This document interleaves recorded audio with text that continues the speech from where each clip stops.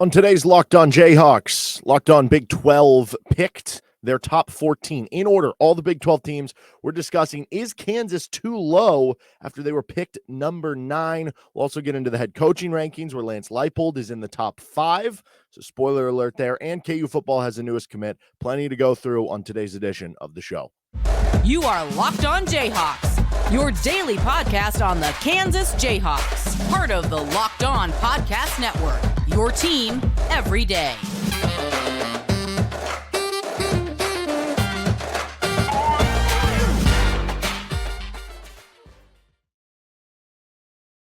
Derek Johnson, you can hear me as well, Monday through Friday from 3 to 6 p.m. on KLWN in Lawrence with Rock Chalk Sports Talk. Thanks for making Locked On Jayhawks your first listen every day. We are free and available wherever you get any of your podcasts. And on today's edition of Locked On Jayhawks, we're talking where KU football was picked in the Locked On Big 12 preseason poll rankings, whatever you want to call it. Lance Leipold being given a top 5 coaching number metric next to his name. And then KU football added another commit for 2024 with Carter Lavrusky, the offensive lineman from the state of Arizona. Let's start right with the Locked On Big 12 football picks, though. So all the different show people from Locked On in the Big 12 conference, all the different people who do the shows of teams related to the Big 12 submitted a preseason ballot on the different, there's plenty of other things we're going to go through: offenses, defenses, fan bases, quarterbacks, all sort of stuff. And so this is football programs where Kansas was voted number 9. Now, to be clear, this is top football programs for 2023. Some people might have taken this as, football program in general and given them a boost, but it specifically was 2023 football programs, which, for my vote specifically, I voted based on how I thought the order was going to finish in 2023. The overall totality of the votes resulted in Texas being number 1, which that's pretty consensusly being the number 1 pick right now across the rest of the conference. I can see it. The talent's there, but also there is, when you're voting Texas that high, in the back of your mind, we doing this again with Texas, right? Oklahoma clearly has a lot of talent back, but they also went just 6-7 last year. Kansas State picked 3rd. They won the conference last year. They lose probably their 2 best players with Deuce Vaughn and Udike Uzama, though they have a lot of other starters back. I think they have the entire offensive line. Will Howard's really good. But it's really interesting because it is pretty wide open that you can point kind of holes in a lot of these different teams. Baylor at number 4. They were kind of a middling team last year. Dave Aranda's a really good coach, though, and they bring some interesting pieces back, but you also lose some key players. They lose one of their key linebackers. Siaki Ika was just a destroyer of worlds last season. He's gone. Texas Tech is kind of the trendy dark horse pick. They're in at number 5 here. Then you get down to TCU at number 6. They make it all the way to the national title game, and they're number 6. I think I was kind of on board with that too. The idea that, maybe they wouldn't get as much luck from the quarterback injuries and maybe some of the close wins. You lose Max Duggan, Quentin Johnson, Kendrick Miller, all these different guys that you could see them taking a step back. UCF in at number 7, Oklahoma State in at number 8, Kansas in at number 9, and then behind them you have Iowa State at 10, BYU at 11, Cincinnati at 12, Houston at 13, and West Virginia picked last at 14. So a couple takeaways here. One, unfortunate that Kansas doesn't get West Virginia on the schedule again this year, or Houston, because those are being picked to be the worst 2 teams in the conference, which you had a chance to play last season. So that's unfortunate to the schedule, and part of the reason why you look at the schedule and you're like, man, Kansas won 6 games last year. They returned all these starters. They returned their coach, their coordinators, their head coach, or their quarterback, and why are they not predicted to make a bigger boost on the season? Well, part of it's just the schedule. You look at every game on the schedule for Kansas, and it's that could be a coin flip game. That could be a bowl team that you're playing. And that's part of the unfortunate nature that you are playing Texas and Oklahoma. You are playing Kansas State and Baylor. I'm sorry. I think they avoid Baylor this year, but you are playing Texas Tech, right? You're playing for the top 5 predicted in the conference this year. It just, that makes it very difficult. Now, I think there's a case to be made that, in all reality, a lot of this could be more mixed together if you were to just tear it out. It seems like it's going to be mushed together in the standpoint of, would you be shocked if somebody who's picked 8th ends up finishing fifth because they're tied fifth, right? Like, what if there's a conglomerate of 3 teams that are tied for third and 3 teams that are tied for sixth place or something like that? Because, there are multiple teams with a 6-3 record or a 5-4 record or a 4-5 record, right? Like, it's probably going to be a lot closer than you might think in terms of, oh, this team's ninth and this team's fifth. But I think you can make arguments, and I'm going to right now, why Kansas could be higher, why they could be lower on the list. Here's why Kansas could be too low. They beat up Oklahoma State this past year, and now you're picked behind Oklahoma State. Now, that's just a one-game head-to-head, but both had similar seasons. Kansas dominated Oklahoma State. We'll see what happens with the Cowboys this year. Last year was kind of a quarterback struggle when Spencer Sanders was hurt, and you would think they're going to have that a bit more corrected this year. They didn't have the normal running game. I think the reason you have Oklahoma State ahead of Kansas on this poll is almost just a nod to Mike Gundy and what he's been able to do over the course of his time. Whereas with Kansas, it is still just 1 year over the last 15 where they've been able to get to that bowl level. But you could make the argument Kansas should be ahead of Oklahoma State there. And then I also think you look back to last year. At the end of the day, Kansas's best win from a season ago ended up being the win. They beat a Duke team that went 9-4, beat them in the non-con. They beat them by 8 points, and they had to make a stand at the end of the game toward midfield to stop them. But if you remember, that was a game where afterwards we were talking about, yeah, Kansas won by 8, but it felt like they should have won by 2-3 touchdowns because they had a couple things not go their way, right? Whether it was getting stopped on 4th and goal at the Duke 1-yard line and not being able to put the game away, that it felt like you were clearly the better team there. I mean, Jalen Daniels was unbelievable. He had more total touchdowns than incompletions in that game. And so you beat Duke, a game that we all walked away from saying, yeah, they were the better team there. And that Duke team beat UCF in their bowl game by like 20 points. UCF's being picked ahead of you at number 7. Now, the transitive property doesn't always work. We know that. That is the case. But when you were clearly a better team than Duke, Duke was clearly a better team than UCF, it becomes a little bit more logical to put those together. So I think you could easily, you look at Utah and TCU, when those two schools left the Mountain West to go to their respected Power 5 conferences now, we look at TCU and Utah now and we're like, yeah, those teams are killing it. Utah making Rose Bowls, TCU making the playoff. Look at year one for those programs. It was a struggle in year one, making the transition up, dealing with the added or trying to add more depth and trying to get used to playing tough competition each and every week. It was a slow process for those schools in year one. And even I think took Utah a couple years to kind of get acclimated in that way. There's not a guarantee that UCF is going to hit the ground running, even though they do have, a good team back and some good starters and Gus Malzahn, right? They could be a 5-7, 6-6 team. You don't totally know. So I think you could easily argue Kansas above both of those schools, which would put you in more toward the top 7. And I'd be totally comfortable with that. Now, I do understand from a national perspective, and this is why if you look around, like why Kansas is not being picked higher, or because we talked about yesterday on the radio show, Rock Chalk Sports Talk, about how Kansas is one of 13 Power 5 schools, and they're one of just 4 in the Big 12 with quarterback, head coach, both coordinators back, right? The other 3 in the Big 12 are Texas, Oklahoma, and Kansas State. Guess who were picked top 3 in the conference by us? Those 3 schools. And Kansas is also returning a bunch of other starters. And, you look at Kansas, Jalen Daniels, it's not just that you have any quarterback back. Jalen Daniels finished number 1 in the country last year in total QBR. So why is Kansas not being picked at the same rate of those? You can understand that probably from a national perspective, they're like, that was a cool story for Kansas last year, but you still went 6-7, and it was your first good season in like 15 years. Sometimes the national picks just come down to what can you trust? What can you, over the longevity as a program, what have you done for me? And you look at some metrics, the ESPN SP Plus, the Pro Football Focus rankings that came out. That does take into account past history. Like that is something that does bog you down, because typically history can be a good predictor to the future, even if it's not always accurate. And so I do think Kansas is being slept on a little bit in some of these rankings, but at the same point in time, you can understand from a national perspective why that would be the case. And also then you get into the idea that, like, well, if you're ranking defenses in the Big 12, is KU one of the 2 or 3 worst? And that could possibly bog you down, and it puts a lot of pressure on the offense. But there is absolutely an avenue for Kansas to finish much higher than the number 9 that's being placed next to their name in these preseason rankings. Let's get on to the top head coaches that were voted on for the Big 12 in just a moment here. First, though, this episode is brought to you by FanDuel Sportsbook.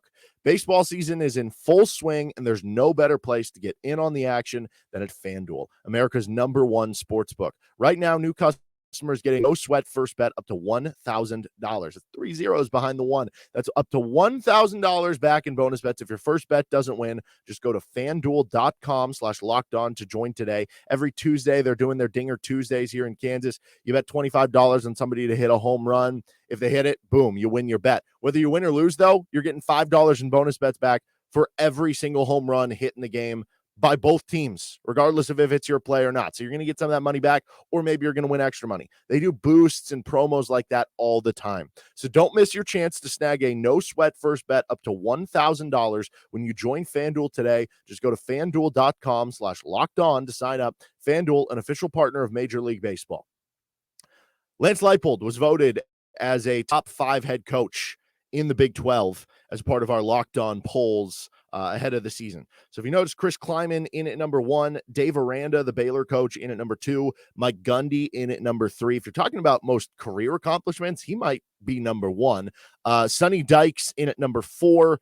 Hard to fault that after a season where you go to the national title game. Lance Leipold in at number 5. Then behind him, you have Gus Malzahn at number 6, Steve Sarkisian at 7, Matt Campbell of Iowa State at 8, Brent Venables at Oklahoma at 9, Kalani Sitake of BYU at 10, 11 is Joey McGuire from Texas Tech, 12 is Dana Holgorsen from Virginia, 13 Scott Satterfield from Cincinnati, and then Neil Brown is in it last at number 14. I mean, there's been a lot of hot seat talk with Neil Brown, so that makes a lot of sense. That is a really solid ranking for Lance Leipold and shows you the respect there. And, what's funny about this is in the same vein as where you're picking teams in the Big 12, where, you could have a couple teams end up tying for a certain position, or it doesn't feel like there is that big of a difference between, say, the number 1 team and the number 5 team, or the number 3 team and the number 10 team or something in the Big 12. That's kind of how these coaching rankings feel too. And it almost feels like whoever has the best season, could reemerge as the number 1 guy for next year. But think about it. If you're Lance Leipold over your 2 years at Kansas, you go 2-10 in year 1, 6-7 last year. And obviously everybody knows the context behind the record and just the unbelievable job they've done. But at the end of the day, when you look at the record staring at you on the Wikipedia page or wherever you're looking, he's now 8-17 in his time at Kansas, and you're ranking him the number 5 coach in the conference. And I think that's totally deserved. I mean, think about where Kansas was and what he's been able to do in such a short period of time for Kansas, and there is even potential for him to rise up even higher. But you're talking about a coach that hasn't had a winning season yet or won a bowl game at Kansas, is already in at number 5. If that doesn't show the respect that you're getting from around the conference for your head coach, I mean, the guy who's right in front of him just went to the national title game in his first year at TCU, right? That is so respectful for Lance Leipold, and I think very deservedly so, because we know what he can do from his past stops, whether it was at the D3 level, whether it was at Buffalo, and now so far what he's done in a short period of time at Kansas. When I look at this list, I think, honestly, the 2 coaches who are going to be SEC coaches next year would have the most opportunity to move up over the course of the season, but then they'd be gone anyway from the list, because with Brent Venables and Steve Sarkisian, if either one wins the Big 12 this year, people are going to not view them anymore as the number 7 and the number 9 head coach in the conference. They're being picked 1 and 2 in the conference, right? But also, honestly, both of them have the most move down potential too, because if Oklahoma struggles again, they win only 6 or 7 games. If Texas only wins 7 or 8 games again, both those guys would slide down, So they have the most movement ability up and down on the list. I would probably add Joey McGuire, probably has skyrocket potential too, because he's being voted here number 11. But if you have Texas Tech, which they were voted the number 5 team in the Big 12, if they finish 5th, he's going to end up being viewed as a top half of the league coach for sure. He's doing a great job on the recruiting trail and really getting a lot of hype toward Texas Tech.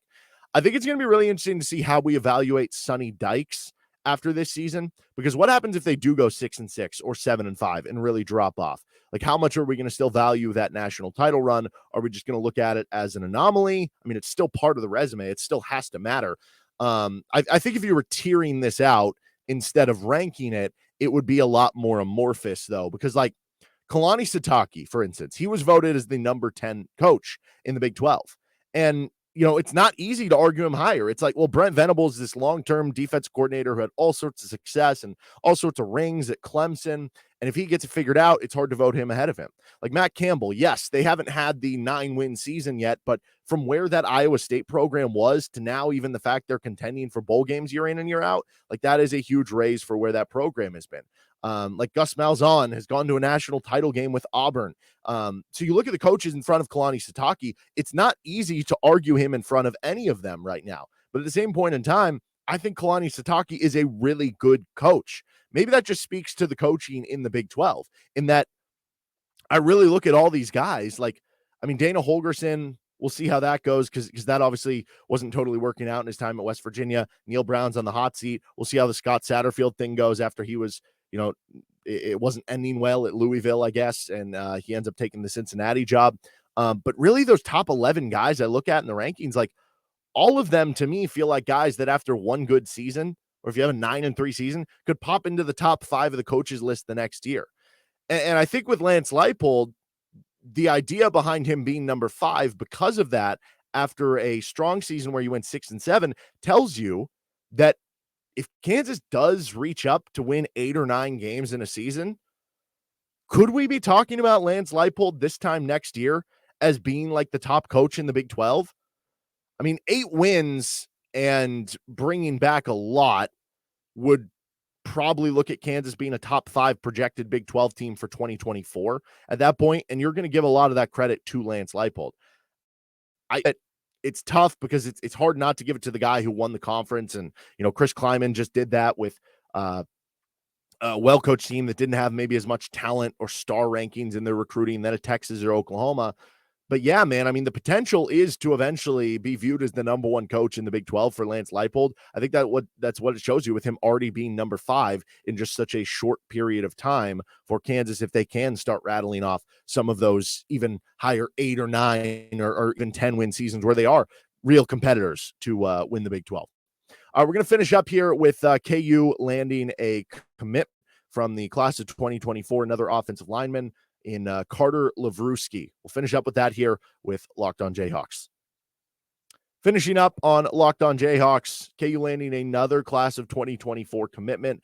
They're in the double digits already. The rankings continue to rise up. KU continues to really get all their, it's like when you're in an English class and the professor, teacher, whatever, assigns you an essay and it's due in 2 weeks. And instead of you procrastinating and getting it all done at the end, or instead of you kind of, spacing out, being like, I'll do a little here, a little there, a little there. Like Kansas is finishing the essay on like day 2 of when the homework was assigned, to where they're not going to have to worry about it. Now they can focus on their other homework in math and science and all their other classes. Kansas is knocking out like all of their commitments over the course of the summer, which is great because now they can, if you knock most of them out, you can focus more on just retaining your current recruits. You can focus more on game planning, on preparation, on recruiting the fall class, on getting ready for the transfer portal, on finding any sleepers, diamonds in the rough that you may want to add to the class. It just gives you more time and allotment to use your hours on recruiting in other facets of recruiting or other areas of coaching. Once you get to the fall portion, if you can knock out a majority, if not all of your recruitments or commitments during the summer, that's a good thing to have happen.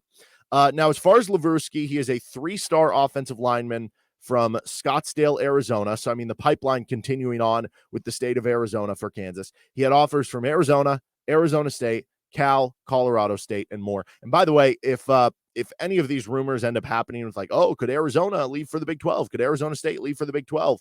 I feel like that's only going to help even more for KU with their pipeline to Arizona, because now you're going to be like, well, we're going to be playing games, and that you're going to have like homecomings for, right? But he is 6'6", 260 pounds. So obviously we'll need to add weight. That's the challenge with a lot of offensive linemen you're bringing in. Talk about this all the time with KU football. You're not recruiting the 5-star linemen that are going to Alabama and already are, 6'5", 310 pounds and ready to play right away. you're going to get the kids that it's going to take a year or two. So you have a good strength and conditioning program, which KU does. You add some weight onto them. You maybe redshirt them the first year. They sit for, maybe they're part of the 2 deep by year 2, year 3, and then maybe they're starters by year 3, year 4. Like that's kind of the ideal scenario as KU is working through the offensive lineman coming in. So you add some weight, but he's obviously got tackle length, 6'6". He becomes the 3rd offensive lineman in the class, with Utley and Anine joining. And with Utley, we've talked about him, like he's playing tackle, I think, right now at the high school level, but probably profiles to being an interior lineman. You've heard good smarts about him. Maybe he's your future center. Kine Anine, he has possible tackle length, like insanely long wingspan. It's like a 7-foot long wingspan, really long arms that you could play him a tackle if you want to, but maybe he profiles more to being a guard. And then maybe with Lavrusky, you add some weight to him, he profiles more to being a tackle. And obviously, KU likes to recruit versatile, smart offensive linemen that you're going to be able to play at any of these positions, that you're going to be able to rotate around and plug whatever hole needs to be plugged. But it's nice that you kind of have somebody coming in that could profile to a specific position each at the different types of offensive linemen that you could need while still being versatile enough to play multiple positions. Overall, Lavrusky ranks as a top 1,400 commit, gives you a 3rd offensive lineman, as I mentioned. I would guess they're probably done at offensive line at this point.